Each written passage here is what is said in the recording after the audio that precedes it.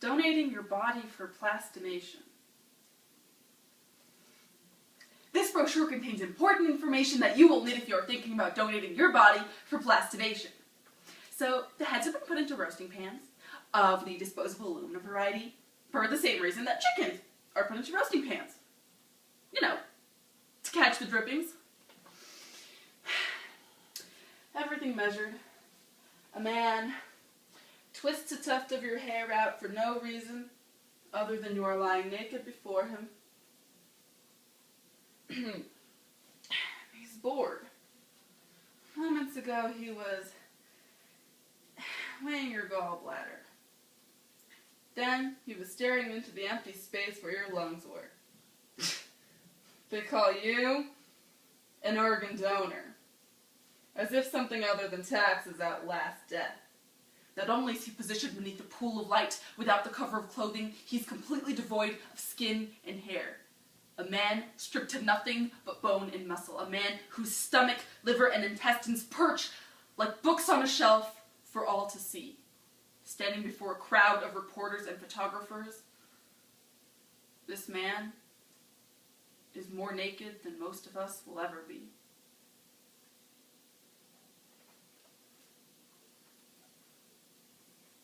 When people donate their bodies to science, they imagine being part of groundbreaking scientific research that will save lives and make a difference. They do not imagine having their cells bought and sold by every lab in the country, or having their unceremoniously decapitated heads photographed for a medical student's Facebook page. This is not what they consented to. These people donated the most important symbol of their humanity to us so that we could learn from them. And they deserve our respect. Through the prose, The Immortal Life of Henrietta Lacks by Rebecca Skloot, Stiff by Mary Roach, Drama, Never Let Me Go by Alex Garland, Poetry, At the End of Life a Secret by Reginald Wayne Betts, Article, Education or Freak Show, The Bodies Exhibition by Wenda Bendetti, an informational brochure donating your body for plastination from the Plastination Institute in Heidelberg, Germany. Malpractice, a program advocating for the rights of science's most generous donors. I first learned about Henrietta Lacks in my high school biology class. A class very much like this one. Now, I have this photograph of a woman I've never met. It's torn and patched together with tape. I've spent years staring at this photograph, wondering what kind of life she led, what happened to her children, how she would feel about her cells living forever, bought, sold, packaged, and shipped by the trillions to laboratories around the world. Her name was Henrietta Lacks, but she's simply known as Gila.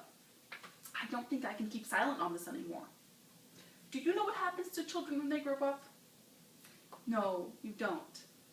You will become adults, but only briefly, because before you are old, before you're even middle-aged, you will begin to donate your vital organs.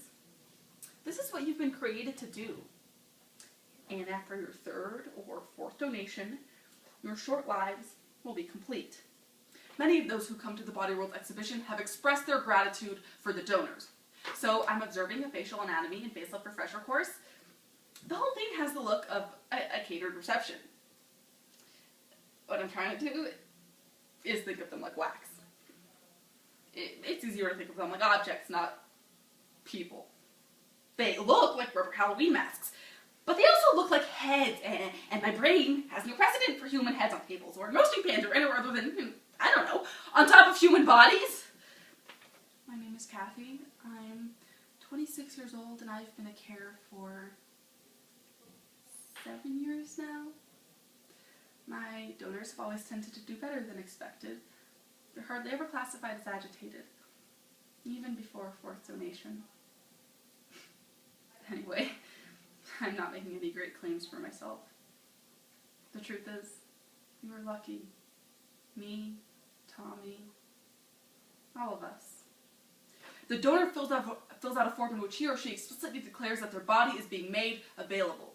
With Henrietta unconscious on the operating table, the surgeon on duty prepared to treat her tumor.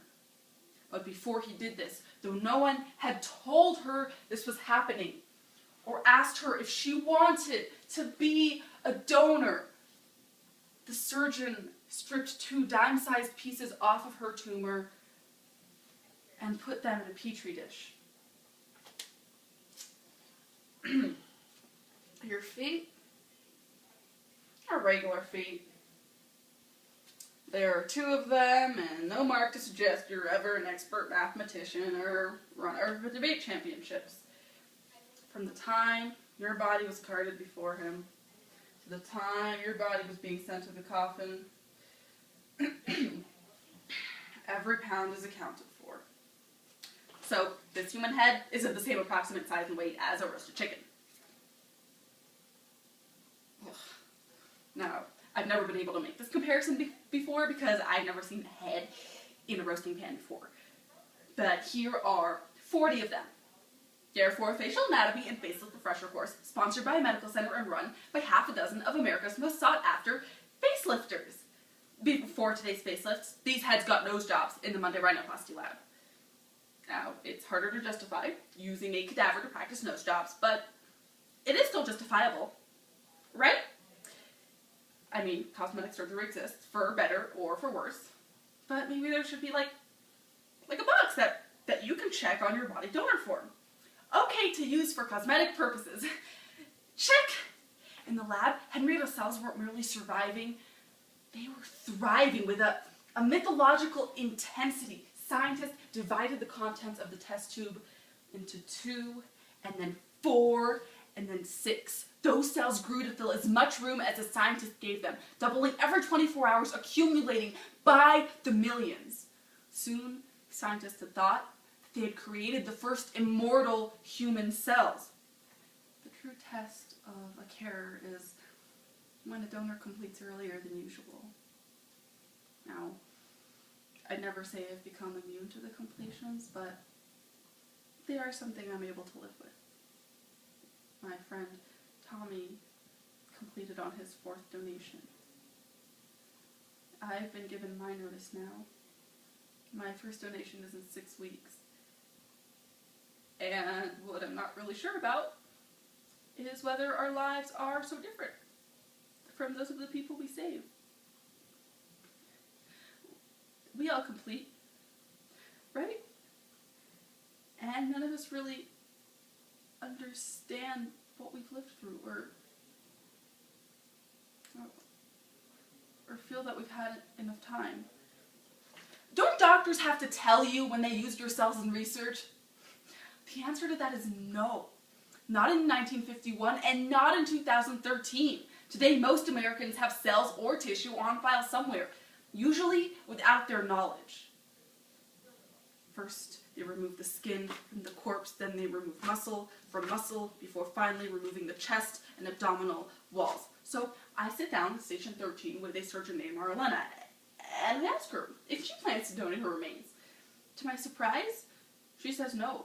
She cites a lack of respect, and it's surprising to hear her say this because, as far as I can see, the heads are being treated with respect. I mean, if, de-gloving a face can be a respectful act, I think these people are managing it, don't you? But I think what she was referring to was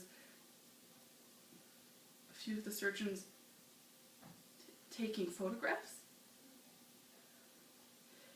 with their cadaver heads.